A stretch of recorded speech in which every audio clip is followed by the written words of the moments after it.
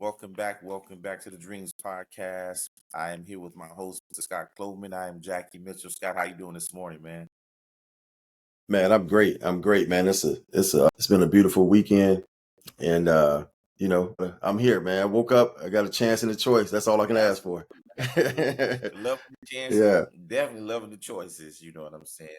And Hmm. once again, thank you for being a part of what we're doing, man. It's our second episode. And going to our second episode, man, we really had some topics that we really wanted to touch base on. Had a lot of topics that we wanted, but then we narrowed it down. And so for this particular one, we're going to get into family, man. And the thing about Hmm. family is, all friends ain't family, all family ain't friends. So that's one of the Hmm. things that we're going to touch base on. But we're going to touch base from two different perspectives. So I think the Hmm. audience will really, really enjoy this because it's coming from a young perspective of being married, a young perspective of Yeah. being a single bachelor, in the professional sports world, which can be quite Yeah. daunting. It can be quite the Yeah. task.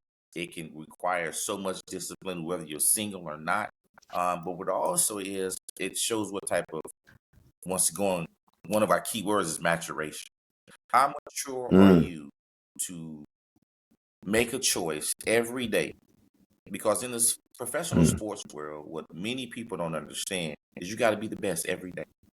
You got to be the Mm. best version of you on that field or whatever you're choosing every day. That's the key for me. Mm. And so, being so young, coming from HBCUs, having some exposure, not having really a lot of exposure, making it to the next level of play. You're in that 1 percentile. You know what I'm saying? I don't care what anybody says. You're in that 1 percentile of being a professional athlete. Um, so for me, man, I'm gonna pass the mic over to Scott. But basically, our first question of today, Scott, is going to be about family and relationships. And so, Mm. of course, I'm gonna give you some time to, reintroduce yourself. Smooth that out, smooth as you are. You know what I'm saying, Scott C. But it's how family dynamics change after leaving professional sports. Mm. Loaded question. Hey, that's a loaded The question. mic is yours. Very broad. Yeah. Well, first and foremost, man, good to be back. Good to see you. Get some of that good Absolutely. energy. Man, I had to write something down. You said, and it's man, that's the thing I love about this, doing this with you. Obviously, it'll be so much growth between you and I. And what you said, and I talk about this, being the best you every day. And I tell people that all the time, like when you're playing professional sports, and for me, I play wide receiver, you play defensive back. And I remember when I was playing in the NFL, one day I was looking around and I was just like, it's a scout assigned to every position group. So imagine living your life where you at work, no matter what you do, you work for the cable company, you work for the government, whoever, but somebody is sitting there watching you Assessing. like this, assessing you everything you Yep. do. How would you perform? What would you do Pressure. different? Whew. And that's a whole nother topic right there. Pressure, Man, man. Pressure. right? And that's what it is. And that's what people don't realize, man.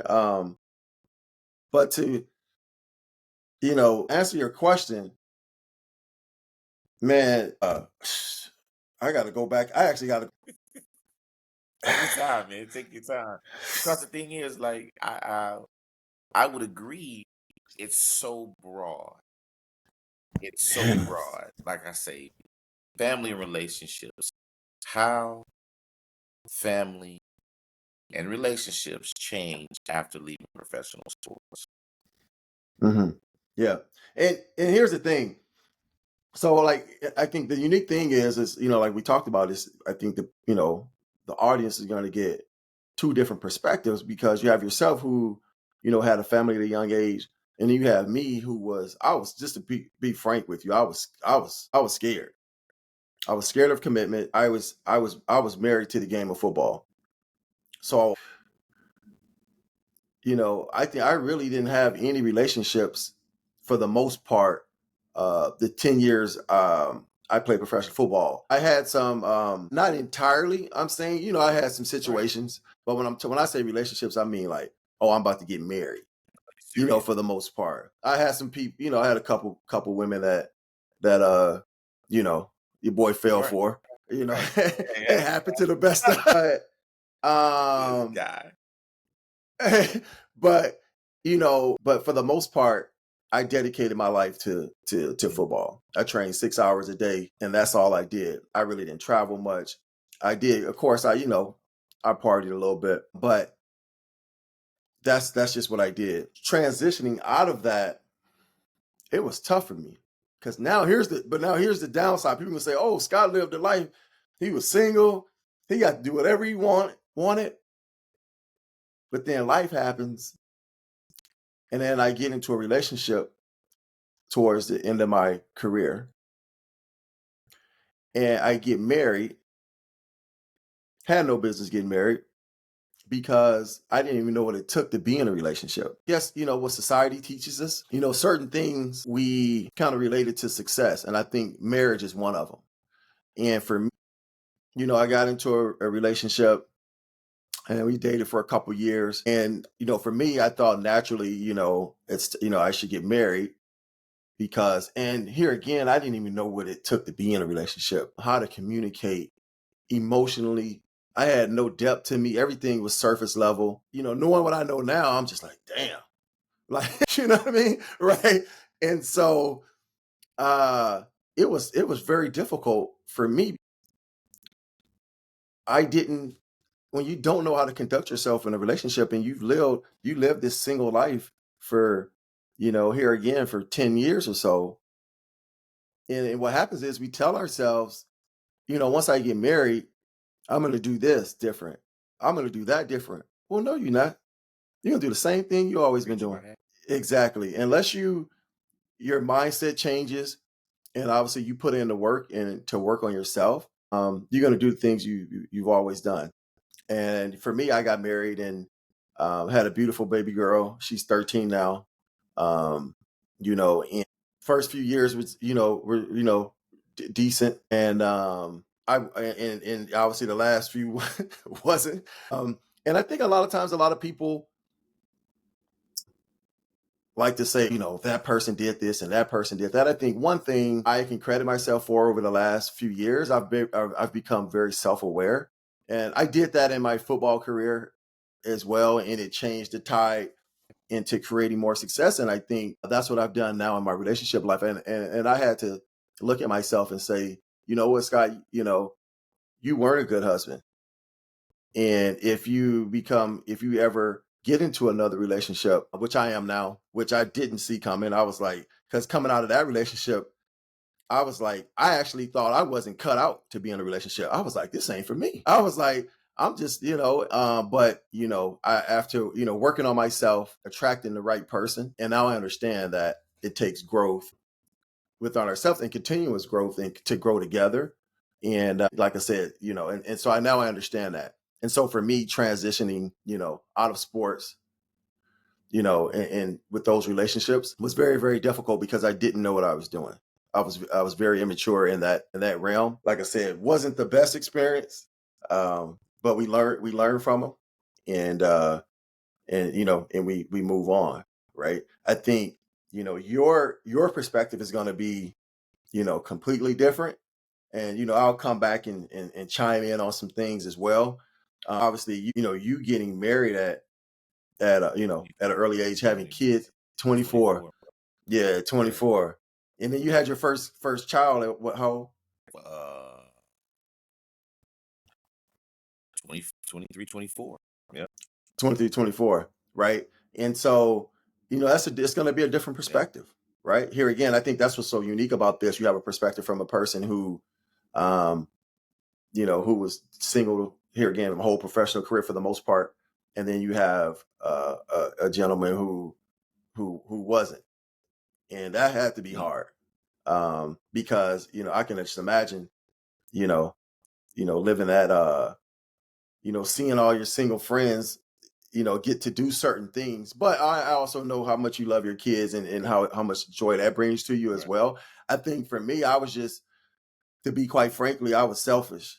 I'm too, And that's and I fair. wanted, and nothing That's wrong all with that. Nothing wrong with that. And there's nothing wrong with that. And I think I was selfish. I was too selfish to have, to partake in that at that time in my right. life. And so I chose not to. But I guess, to ask you that same question, in getting married at such a young age, you know, what would be your perspective on that? Oh, thanks, man. And first off, man, I want to thank you for your vulnerability. I want to thank you for your comments because most people can't admit they're not Mm, mature.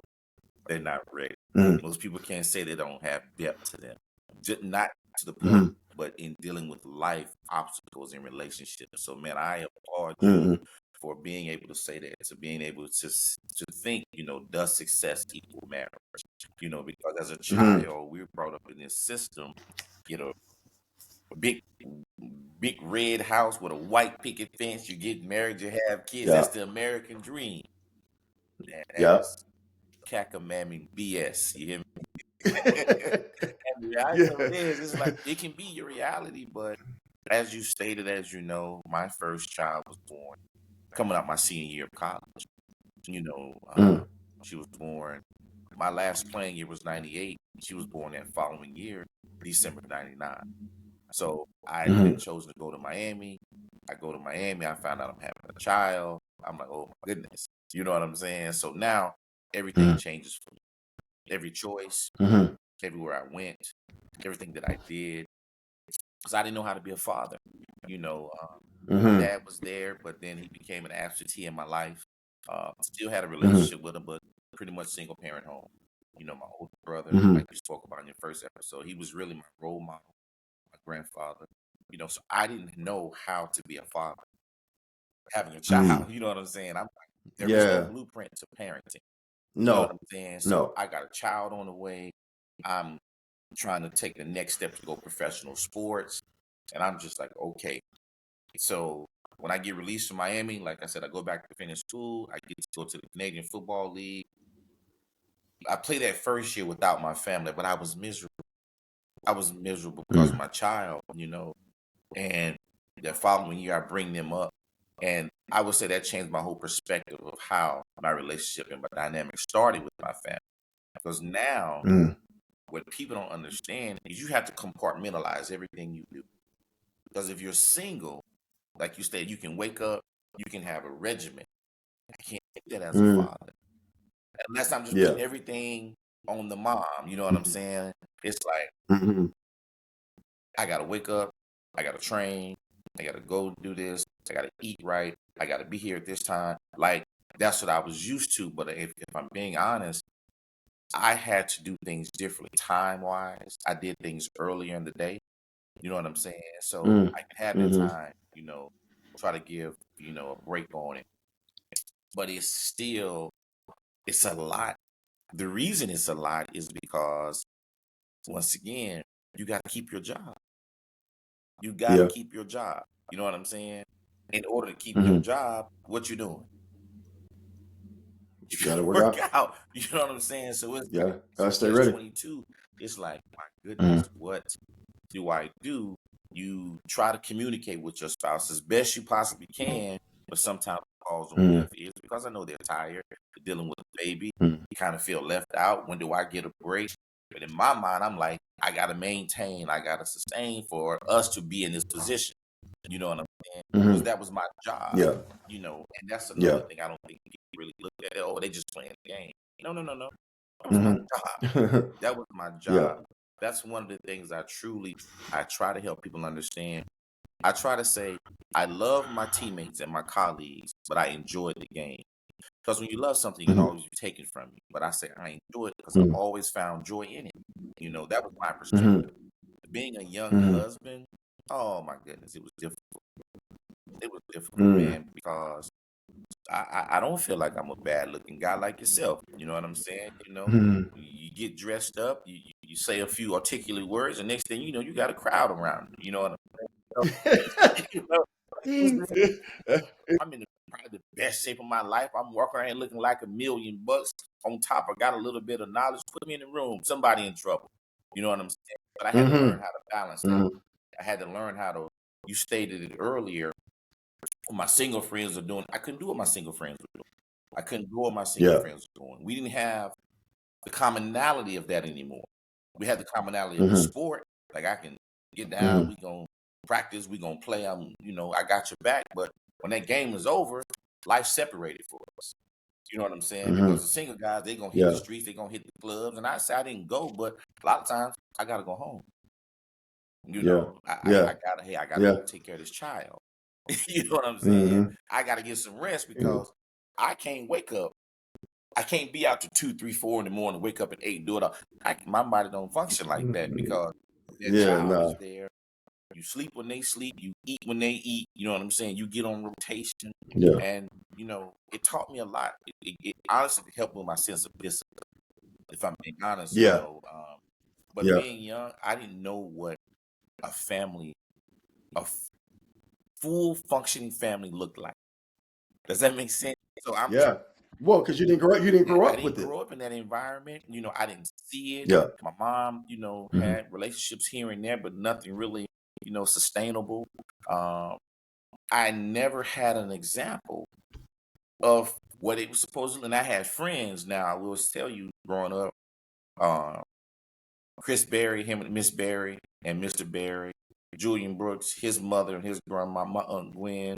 As I got older, like I saw the models, as I shared with you, Ray Agnew and his wife Kathy. I seen the models of my coach, Alfred Cole, and his wife. These are marriages that has been sustained in 20, 30, 40 years. So I looked Mm-hmm. at those for guidance. I looked at that for someone like, man, am I doing it? My collegiate coach, Coach Richardson, him and his wife married almost, Mm-hmm. 50 years. So Mm-hmm. I paid attention to how they communicated. I paid attention to how they treated each other. I had to learn to treat people other than how I was feeling personally. And, Mm-hmm. and, and I break that Makes down sense. because what was happening, if I had a frustrating practice, if I had a frustrating meeting, if something happened at my job, I had to learn how to not take it home because that affected my Mm-hmm. communication, that affected my feeling of how I was walking through my own door. So I would Mm. sometimes come home, bad play, bad practice, coach done said, and I'm taking it out on my family, not even knowing. Yeah. You know what I'm saying? Yeah. And so once again, Mm-hmm. that's the balance. They say leave your work at the door. I wasn't. I was bringing it into my home. And when I realized Mm-hmm. that, I had to take a step back. When I realized Mm-hmm. that it wasn't your fault, you know what I'm saying? When I realized, when I walked through that door, I now become dad, but I Yeah. wasn't taking the football off. I was just Mm-hmm. feeling, Yeah. just putting it on in Oh areas. yeah. And what I know for myself, my attitude at times weren't the best because I'm internalizing what I needed to be for my family. I didn't vocally say anything about it, but I'm internalizing like, damn, if I don't make this play, or if I'm doing this, because you can be dinner on Delta. You know what I'm saying? That's the Mm-hmm. business that we're in. You got to be the best every day. And a story that I like to share, when I went to Miami Dolphins, and I'm not afraid to tell the story. We're at practice, and prior to that practice, I had ate something that messed up my stomach. It was almost like food poisoning. So at that time, my Mm-hmm. defensive back coach, his name was Mel. Jimmy Johnson was the coach. And one of my mentors was Jerry Wilson. Jerry also attended Southern Mm-hmm. University. So Jerry was looking out. So we Yeah. at practice, and they were telling me, don't practice. I was like, man, I don't feel well. But in my mind, you can't make the club in the tub. You know what I'm saying? Yeah. So I jump out Yeah. there, man, in one-on-ones. And OJ McDuffie, Mm-hmm. old school wide receiver. And even Yeah. Terrell I Buck, remember. T Buck was like, let me get him. They called me Big Rook. I was the only rookie they brought in the camp. He was like, let me get him. I was like, nah, I got him. And I go out there and lying down, feeling horrible, thinking they gonna feel sorry. Dan Marino say, Hut, OJ McDuffie took off on me, bro. Took off on me. Boom, boom, boom. Ran a go route. I'm assholing elbows trying to catch him. You know what I'm saying? I ended up Yeah. catching up Yeah. to him, but that was my last play in Miami. Dang. That was Yeah. just the nature of the business. So Yeah. I say that because that was my first lesson understanding the business of the game. And the Yeah. game was a business. Because Yeah. Jimmy Johnson calls me up. He's like, "Son, we gotta let you go." I was like, "Why, coach? That's one play." He was like, "Nah." I was the only free agent rookie they brought in. He was like, "To keep you, Mm-hmm. we've made a mistake." Like, Mm-hmm. because I went from no team, repping with the twos, repping with the ones and the dime, piranha packers, nickel packers. But mind you, we got Terrell Buckley, Pat Surtain, Brock Marion, Sam Madison. Sam You know what I'm Madison. saying? Yep. They He were was. up for huge Yeah. contracts. So once again, Mm-hmm. the mentality of me that really shaped everything, and that I became selfish with my sport, and I became Yeah. selfish with how I wanted to do things because I felt I Mm-hmm. wasn't put in the best situation. And I did carry that with me over the years through my career, as far as I did my own contracts. So therefore, I became recluse almost, because I'm studying Mm-hmm. contracts. I'm studying, who gets what. I'm studying, this. I'm studying. I'm trying to be two steps ahead of everything. And what that did with Mm-hmm. my family, I became away. I became Mm-hmm. distant. I became Yeah. non-communicative. I became shut off in a sense. When she would try to Mm-hmm. talk to me, I just be like, I got to get this done. Not knowing that's just creating space, Mm-hmm. not knowing that's just creating more whatever we were going through. And I'm just like, in my mind, oh, she'll get it. She'll understand. You know what I'm Mm-hmm. saying? Because in my Mm-hmm. mind, I'm like, hey, this is what I got to I do. gotta Yeah, get this is what this. I got to do to keep bread on Yeah. the table. This is what I Yeah. got to do to keep my lights on. Yeah. But not seeing it from another person's perspective, not Yeah. rationalizing that she dealing with a whole nother human. You know what I'm Yeah. saying? She dealing with her own emotional Mm-hmm. side of it. She's dealing with her own, you know, vulnerability. She's dealing with her own, insecurities. But I'm like, as a man, I'm making the bread. I'm making decisions. Yeah. It's my I way mean, or no way. You know what I'm saying? It's my way. But I was messed up. You know yeah. what I'm saying? Yeah. And Yeah. Yeah. from there, 3 years later, I had another child. So Mm. by the time I finished playing, I had three children. I had lost a child. You know what I'm saying? Mm-hmm. So everything of my playing days was strictly about, okay, very strategic. Everything I negotiated, it had to, okay, if I need this to do this, I got to be able to do this Mm. to do this. And I had nobody to turn to. So once again, I Yeah. was internalizing all these things. I would call you sometimes. I'm like, hey man, what's going on? What you think about this? Give me an insight, Mm-hmm. whatever. But a lot of times, Scott, I didn't have, you know, anyone that I could turn to share anything with. One, I Mm-hmm. didn't. I felt I was alone. Because Mm-hmm. I'm like, Mm-hmm. man, she not gonna understand. I never gave her the opportunity to understand. You know what I'm saying? Yeah. I'm calling my Yeah. friends, but we're in a totally different bracket because cats Yeah. back home. I hate to Mm. say it, but it could have been like a little envy or anything. They were like, "Well, you ain't got no problems. You can't What? You call can't them. call them. You know what I'm saying? You No. making this, you No. on No. TV, you doing this, you traveling. What you calling me for? We have Mm-hmm. nothing in common. Yeah. You know what I'm saying? No. You talk to Yeah. some of your, unfortunate. You talk to some of your, peers and stuff. Can't really chat with them because then, you don't really know their agenda. You know what I'm saying? Yeah. Yeah. They You know what just they might I'm use saying? it They gonna against you. use this dude out here, whatever, whatever. And then it's kind of like, Hey. hey, Yeah. and they knocking on your door. You know what I'm saying? So for Yeah. me, it Yeah. was a huge, huge thing for me in the dynamic in the family, because I would call my brother sometimes. I would try to call my mom, but my mom didn't understand what I was going through. You know what I'm Mm-mm. saying? Mm-mm. I would try to call, my mentors, and when I started, getting in those arenas, uh, it was tough, man. I'll share this story, then I'll transition. Um, I'm in Philadelphia, and I go to Mm-hmm. Philadelphia. I'm coming from Canada. I'm coming off a defensive player of the year, had a great season, Mm-hmm. and I go to Philadelphia. And at the time, me and my wife, now ex-wife, were having complications with pregnancy. Asked to be Mm-hmm. released.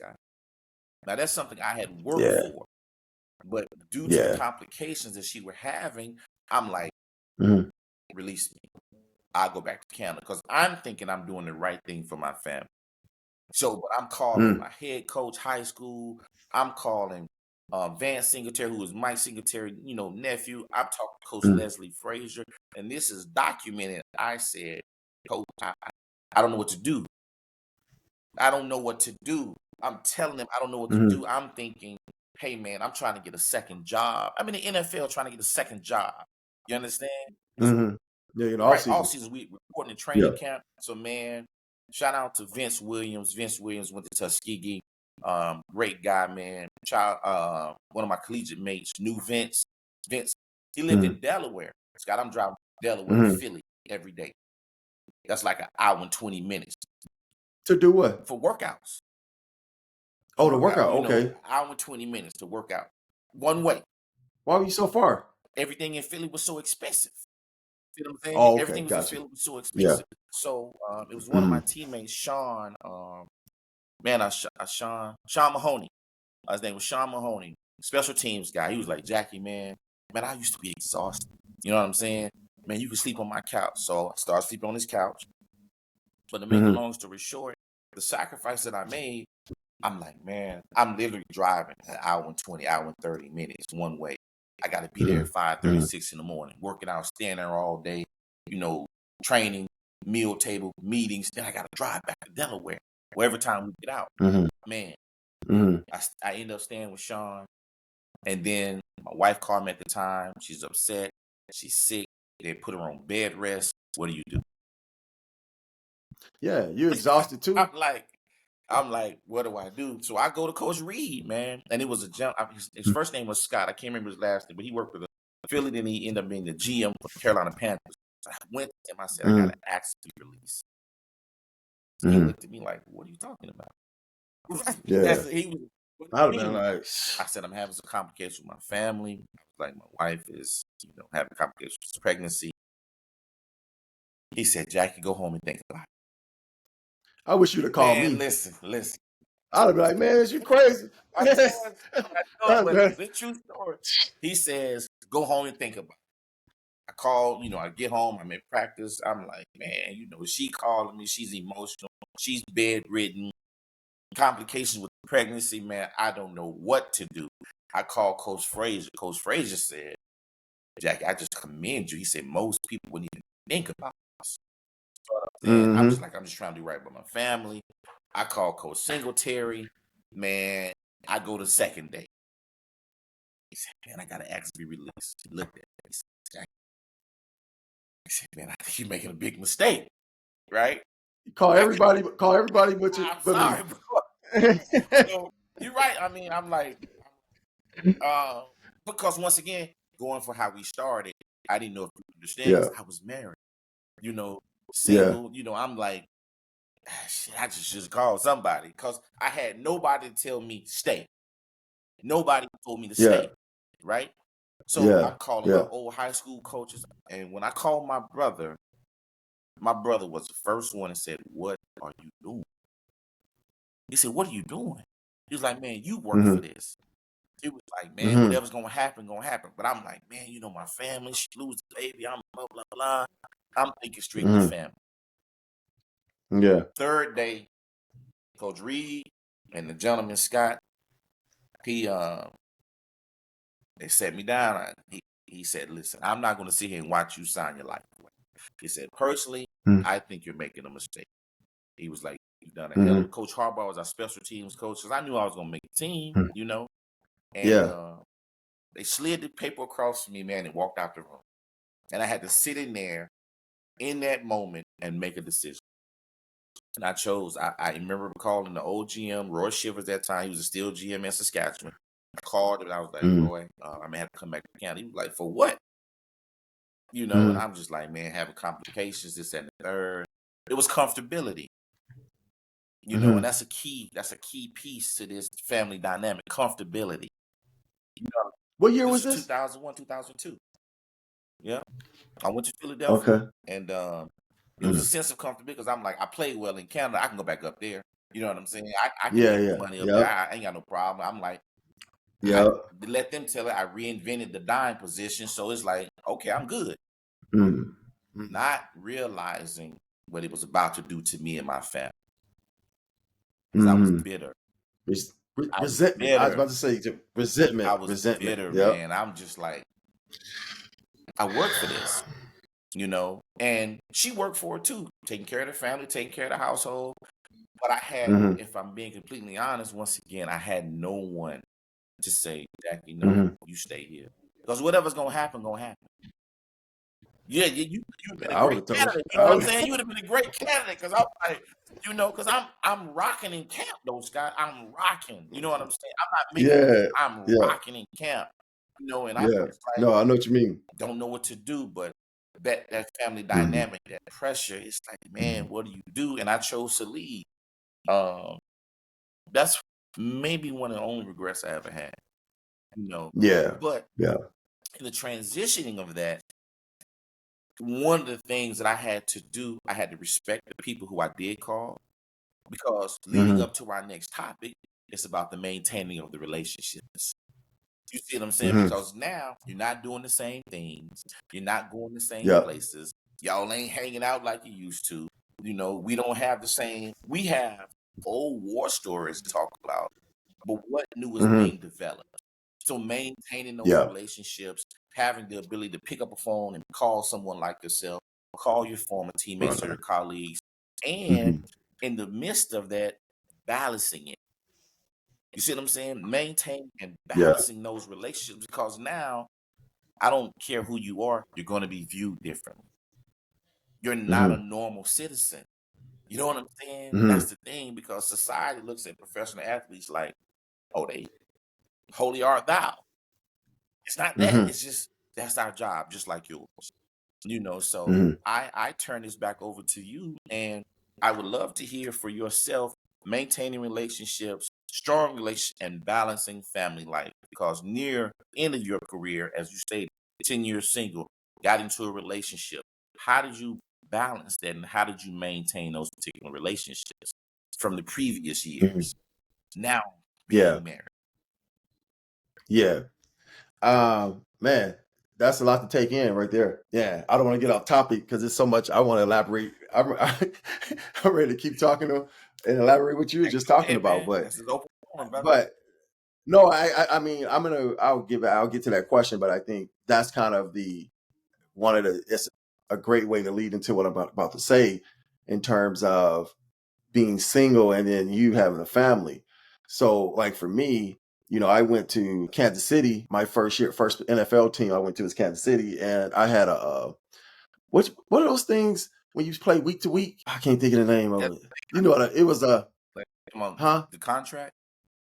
No, it was a week to week like apartment. It was Oh, like a studio. I don't hotel. know. Something like yeah, Yeah, it was. I forgot what they used to call it studio. though. But anyway, it was. I would pay week to week or Yeah, whatever, and I didn't have much money, but you just eat what you can. But it was just that's me. it. So I was here again. I can function, but I remember when the other rookies came in out of college because I played arena football the year before. When the other rookies came in, they were staying at their. They had them put up at the Radisson, Oh, I remember you told me. and I found out, and I'm like, I said, me. So I go to my receiver coach, Richard Mann, and I said, hey man, I said these guys they staying at the Yeah, Radisson. yeah, I said technically I'm a rookie too, exactly.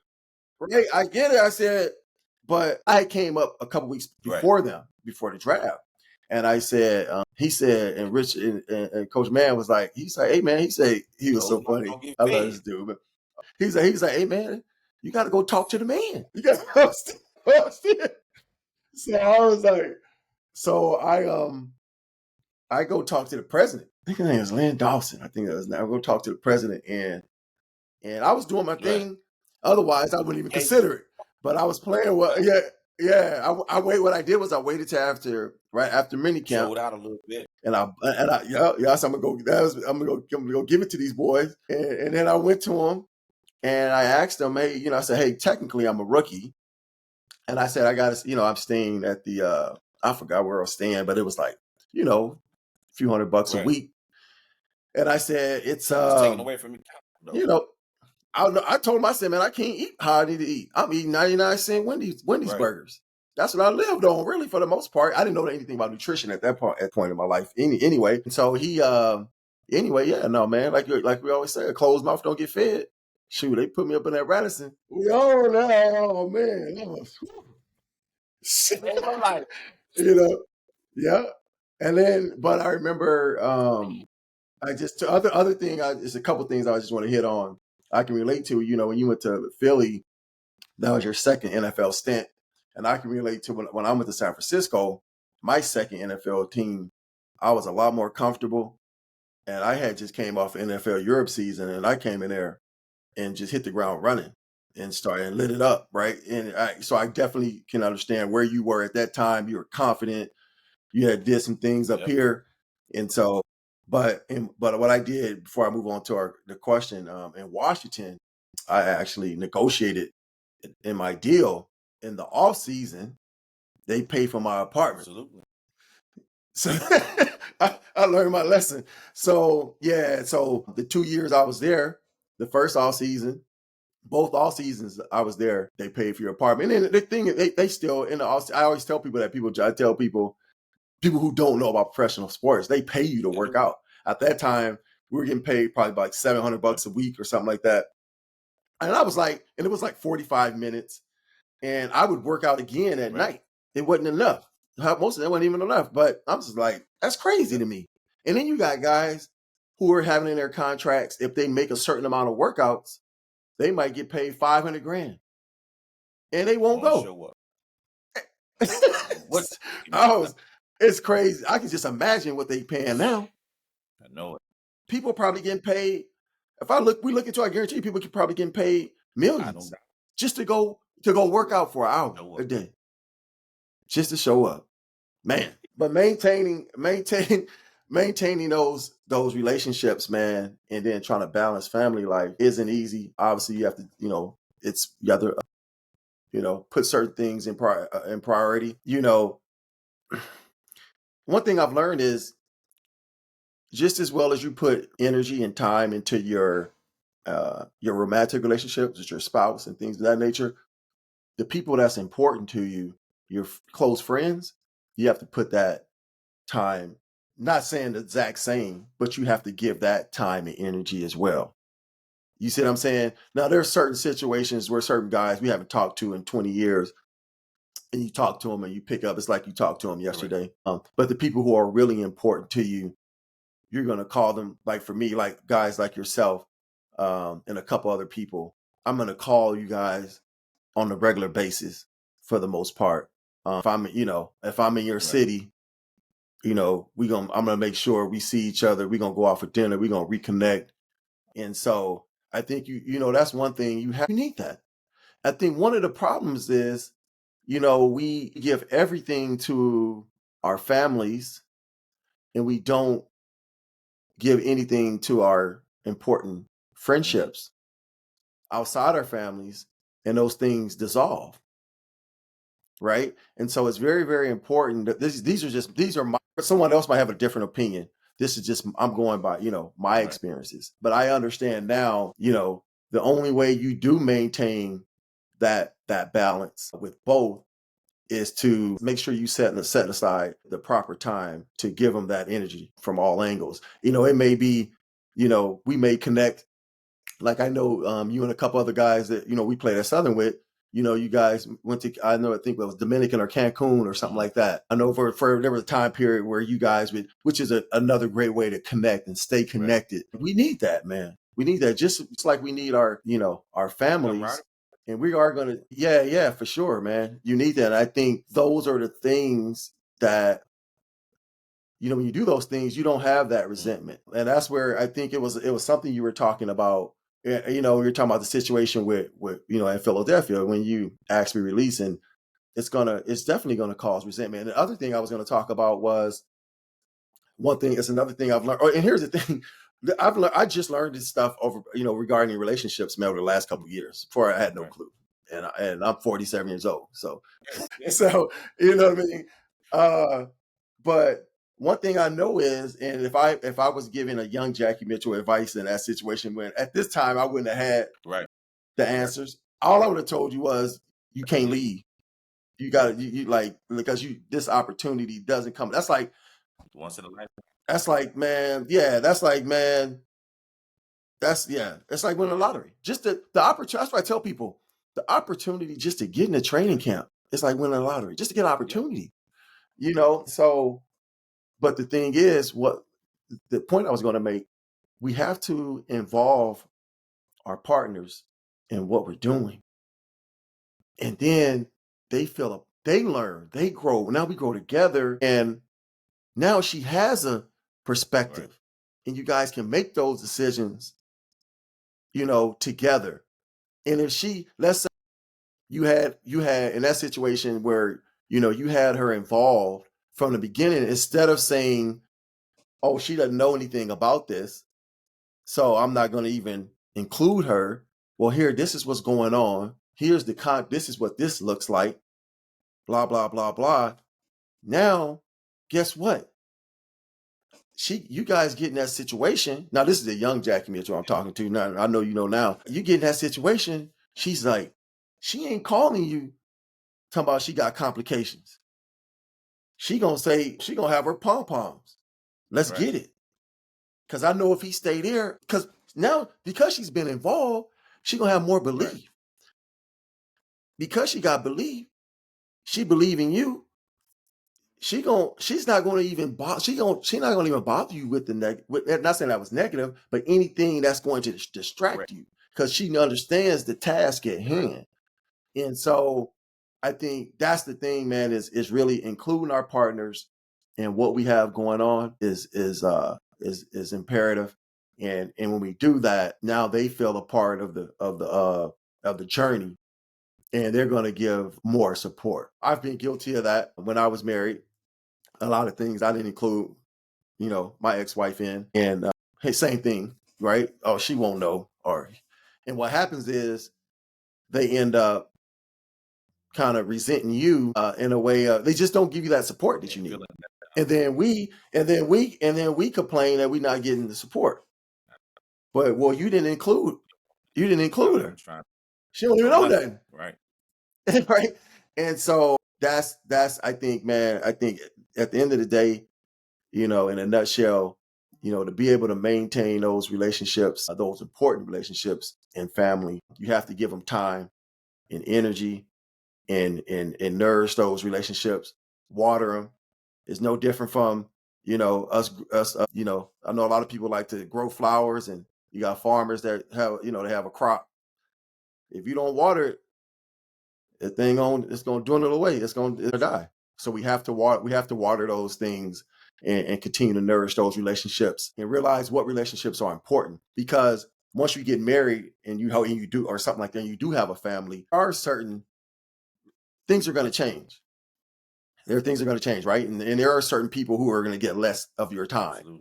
And that's just the reality of it. But at the end of the day, we got to prioritize, what's important and what's not, who's important, who's going to get my time. Because if we're not on the same page, and we're not getting value from each other in our relationship, as two men, then what are we doing? Right? I might call you every blue Right. moon, but I'm not gonna hang out Right. with you too Right. often, because if all you talking about is what we used to do, what are we doing? Let's talk about what we gonna do, what we want to do moving Right. forward. Let's talk about growing, right? And I think here again, man, it's just really, like I said, nourishing those relationships and continue to nourish them, the important ones, man. So I mean, here again, I think not to be repetitive, but the unique situation here is we have two different perspectives of a guy who, was single, and then, all the way through my professional career. And then you have yourself who got married at a young age, right?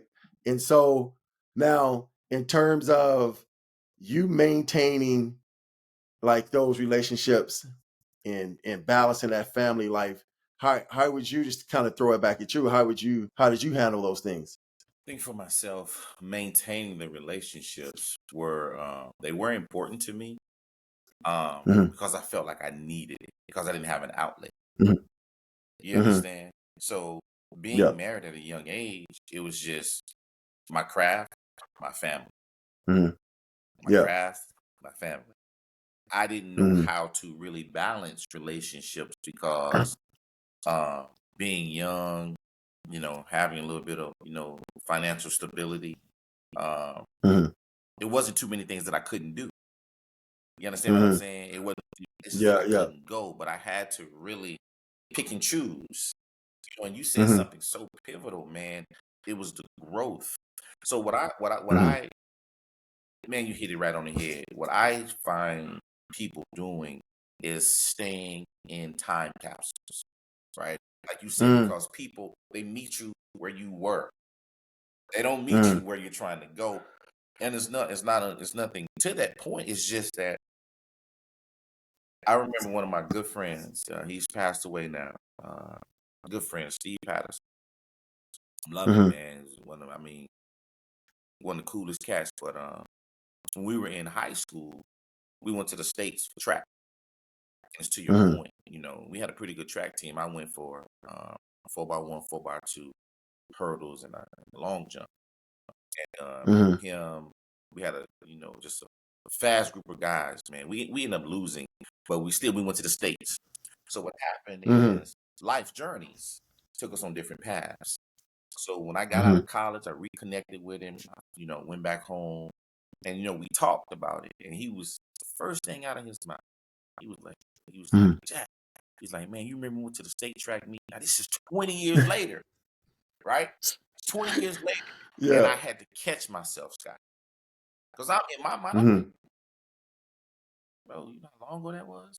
You know how much has happened Yeah. since then? But Yeah. I had to respect where he was. I had to Mhm. understand where he Yeah. was because that was prior to me leaving to go to, that was one of our best moments that we had spent prior Mhm. to me going on, going to college, playing professor. So I had to respect where he was. Many times we Mhm. don't respect where people are because we've lived a certain way. We've done something Yeah. else differently. Our past took us on Yeah. something in our mind, in societal mind. It's the grandeur, but it's not always the best route. You know what I'm saying? And Mhm. and, and Mhm. understanding Yeah. what he was to me and how I loved him, like I really had to be like, bro, that was a good time. And I relived the moment right there with him. So when I got in the Mhm. car, it kind of made me like, man, reevaluate where I was, who I was, Mhm. and what I meant to Mhm. people. And I know sometimes, I don't mean to be funny, professional athletes come off as snobbish. We can come out as, we too Mhm. good for that. But in that moment, I had to snap back in reality. Like, I'm one moment away from being back where I was. I'm one Mhm. choice away from losing the resources that I've built along this Mhm. journey, as you say, maintaining relationships, having this family balance. I'm one iota away every day and just constantly choosing, constantly battling, constantly wrestling with decisions. Is like, okay, do I do this or do I do this? Do I go here or do I do this? Can I have this or I Mhm. do without? It's so many things Mhm. because a lot of things you said it in our first episode. We're spoiled in some sense. We have a lot of things at our Mhm. disposal. We have a lot of resources at our disposal. And this, you go to the NFL, they have this particular going on. You want to find somebody, they'll find it for you. You need a driver, Mhm. they're gonna get you a driver. If you need Yep. housing, like you said, they're gonna find you housing. So it's like they make sure we're secure so we can just focus Mhm. on our jobs. But it's the Mhm. outside stuff that we bring into our jobs or into our life that cloud us, that confuses Mhm. us, that puts us on a journey of really distracting our own vision. You know what I'm saying? And Mhm. I applaud you, Yeah. man, because Shannon Sharp said the same thing. You were married to the game. Shannon Sharp Mhm. said, I ain't care about no woman. Shannon Sharp said, I don't care. Hey, look, if you ain't paying me this check, he's like, I ain't worried about no woman. He was like, man, No. listen, I'm gonna be selfish. I never took that route. Yeah. Maybe if I would have took that Mhm. route, I don't know what would have happened. I'm grateful for the Mhm. journey that I did take. I'm grateful for the relationships I do have because I'm not a name dropper, but I do have Mhm. great relationships with a lot of good people. And that's key to me as Mhm. I've gotten older. that's key to me to be able to pick up a phone or shoot a text to someone just to check up on them. Hey man, I don't want nothing. Yeah. Just want to say hello, see how you doing. Hey man, I love you. You know what I'm Mhm. saying? One of our good friends, our old classmate, Sean Overton. He's out in Oregon. Yep. He's a guy Yeah, that I yeah, yeah. stay in touch with, man. It's like my little brother, but I Yeah. remember, Yeah. in college, I didn't have a car. Hell, Sean had a car. He Yep. younger than me. You know what I'm saying? Yep. He let me stay in his Yeah, yeah. apartment. Like, I don't forget those things, man. So when my Mhm. life was Yeah. happening, I'm reaching back. He's a good I dude. Sean's always always solid. solid, bro. So I have to. It's Yeah. just things Yep. like that, maintaining those relationships, being able to get on the phone and say, "Hey, I'm coming to California. I'm gonna call Steve Wofford." You know what I'm saying? Being that I'm Mhm. about to go to New Orleans, Mhm. I'm calling John Dixon. I'm calling Channing. I'm calling Grover Harrison. I come to Canada, I'm Mhm. calling a Scott Clover. I'm calling a Fred Mhm. Bailey. You know what I'm saying? It's Mhm. it's Mhm. those advantages that we do have in the circles that we built, no other than anyone else, but it's understanding the importance of it and then being able to utilize them in a way where it's not abused. You know what I'm saying? Mhm. And Mhm. someone doesn't feel Yeah. used, and you're not only Mhm. calling for misery, you're not calling for pity, you're not Mhm. calling for the Mhm. foolishness. I'm Yeah. calling, hey man, just genuine want to see how you're doing. Chris White, Yep. like I said, Tori Ingram, I consider you guys like a family. Chris is my roommate. Mhm. I'm one of his best men in his wedding. Tori, same thing, Mhm. childhood friend, and Mhm. it's just like iron sharpens iron. So I'll call them, Mhm. and Tori, he's very analytical. He'll be like, "Hey man, think about it this way, think about it this way," and I appreciate that because it gives me a Mhm. different perspective because we can get one Yeah. track mind. We can put on Yeah. our blinders. I don't want to hear that mess. You know what I'm saying? My Yeah, way or yeah. no way. You know Yeah. what I'm saying? Yeah. That's not true. Yeah. For That's not sure. true. Another thing that I've done to maintain and I had to go to counseling. Like I had to go to Mhm. counseling because I became so frustrated because things that were foolish to me, I'm like, Mhm. what am I doing? Like, you should know better. No, some people Mhm. just don't know, Mhm. and I would Yeah. say our life journeys, our life education, we've been world travelers and we've been worldly of knowledge. You know what I'm saying? Mhm. Look what the sport is Yeah. taking you. Look what the sport is taking me. It's taking me to places I would have never imagined going. It's introduced me to Yeah. cultures that I would have never seen being from where I'm from. Mhm. It's put me on a Yeah. path of life to create relationships, lasting relationships that I'm going to have for the rest of my life. And I don't care Yeah. what color you are. You know what I'm saying? It's just Mhm. really who you are as a person, the depth you give back, the communication you're able to share with me, and the growth we can do collectively, as you stated. So Mhm. the Yeah. maintaining of relationships to me and the balance of it is very important. Um, I don't have any new friends. The old Drake song. Mhm. I don't have no new friends, so I ain't no new Yeah. friend. I don't need that foolishness in my life. I don't know what you own. I don't know what you're trying to do. I don't know what you're trying to Yeah. impede or interfere with my life or my growth and my trajectory. So I'm very Mhm. careful of how I deal with people. I'm somewhat of Yeah. I'm an introvert, somewhat of a term recluse, Mhm. but I'll go out and have fun. But for the most Yeah. part, I don't do the new friend jazz. If it's something business, Mhm. I'm gonna process it. I'm gonna listen to it. Yeah. We might do something, but I still got to know where you're coming from. Man. Like you said it, man. I still have relationship with my former GMs, all of my former players. Some players you'll never speak to again. You know what I mean? It's just what it Yeah. was. But Mhm. for the guys you Yeah. connected, collectively across the league through your life and your life journeys, because you're really walking the same walk, doing the same Mhm. thing. So that commonality and that I would Mhm. say reflection gives you strength, believe it or Mhm. not. Because it's Mhm. like, man, Yeah. how is he doing this? How is he doing this? Because I remember, you told me about Rod Gardner, how professional he was, how he took care of his body. You was like, Mhm. man, that made me, understand. With T.O., when y'all used to work out together, I remember these Mhm. conversations. Like, Mhm. had you not taken Seen it. exactly, had you not Got to and see it. been there, Yeah. lived it, Mhm. did it, worked out through it, and got better with it, what does that compare? Mhm. You see, you can't compare it to Yeah. anything. So they said Yeah. experience is the best teacher. And Oh, through our 100%. journeys and through our, professional, through our collegiate, through our relationships, because I remember I worked out with you, you almost killed me. You know, I'm not, hey, man, he almost I killed me, remember. man. I mean, I had been working Yeah, out. eh, I had been in working out like Louisiana. him.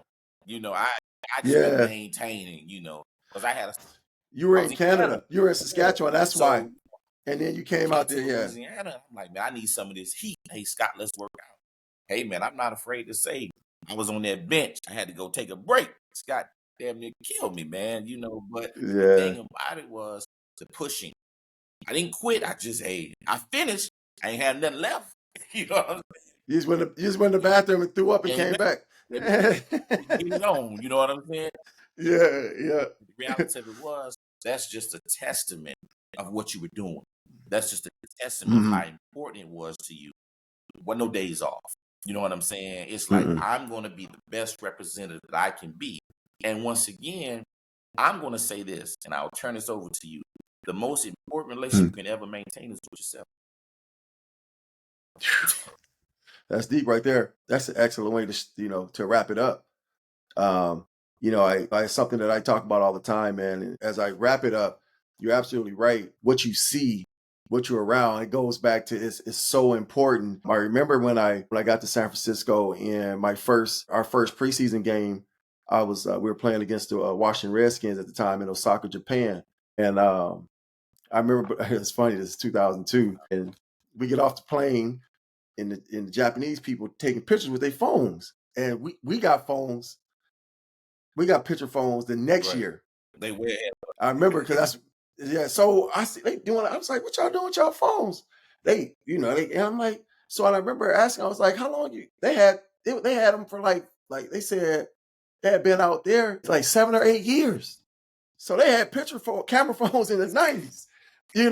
I'm like, what? And so I remember, but I remember me just blocking my Mhm. defender, and my coach just went berserk. Coach Stewart, and he was like, that's not how we play. When we block, we maximize every rep and we dominate every play. And he said, watch how these guys are doing it. And I seen, and it was you know, like Terrell Owens he'll block this guy the running back might break it backside. He'd take off down the field. So the very next game, we playing the Kansas City Chiefs. I'm blocking, and actually, I was in there with, you remember Jamal Robinson? He Yep. played up here. Jamal Robinson, yeah, running back. He broke it out, and I was on the left side. He broke it out the right, and I took off Upfield blocking, and bro. and yeah, up fell block and sprung. He got another 20, 30 Absolutely. yards, and the coach, he got excited. He was like, "That's what I'm talking about," and just to the and to the point where like in practice, every time they caught the ball, they went and scored, no matter Gotta where they work were the on the end zone. field. And I saw this guy's physique, and I'm like, man, what do you do? And the way he was moving, I'm like, my God, I've never seen anything like this. And long story short, he connected me with his trainer, and my body, I went from 192, 193. That training camp in 2003, and training camp a year later when I was with the Redskins, I came in at Mhm. 219. My body fat dropped from 9% to 6.5, and I was faster. So I put on like 30 pounds, dog, of muscle. And them obviously they showing me how to eat, how to work out, but you seeing how it's Yep. done, and it's and if you don't, if it's no different. That's in regarding to somebody like financially, here again, business wise, when you're around Exactly. it, you get a leg up because you actually see how it's done. Absolutely. You actually see how it's done, man. But man, another fantastic Absolutely. episode, a lot of nuggets. I think people will get tons of value out of this. I'm sure it'll be able to help someone. It definitely helps me. It's almost like therapy in a way, right? And it's just, man, it's our journey is just begun, and and I'm definitely looking forward to bringing on our first guest. That's exciting. And man, I'm gonna turn it over to you to wrap this thing up. Hey man, I just want to say thank you to everybody once again. Thank you, Scott. Great topics. Um, I just hope, as you stated, for what we're sharing, that it helps someone, that it gives you a Mhm. different perspective. We're not doctors, we're not psychiatrists, we're normal, just like you. We had a life just like you. We played or had jobs just like you. The only thing was ours was on a bigger stage. So Mm-hmm. understand we have the same problems. We cry, we get hurt, we get mad, we get sad. It's the same thing, but being able to corral that, being able to, like you say, um, put that in a space where it doesn't overcome you, and you being able to Mm-hmm. delegate your life, you being able to have these maintaining relationships and having these family members around, good or bad, but you being having the wherewithal to know what's good for you. I think that was a lesson I Mm-hmm. had to learn. What's good for me, because I was always worried about what's good for everybody else. So for me to Yeah. you, from our Dreams Podcast family, I want to say thank you. My name is Jackie Mitchell. My co-host here, Mr. Scott Cloman. Um, man, just privileged, honored. As he stated, we're going to continue to give great topics. We're going to continue to be a platform, but speaking to um, everyone who has the normalcy of understanding life. It's not rocket Mm-hmm. science. We're not anything of the sort. So for me to you, Scott, I appreciate it. You want to say goodbye, man? It's my signing off. Yeah. You make sure you guys go like, subscribe, share, tell everybody about this. We're going to be giving some great value. Absolutely. So until next time, Mm. peace. Peace.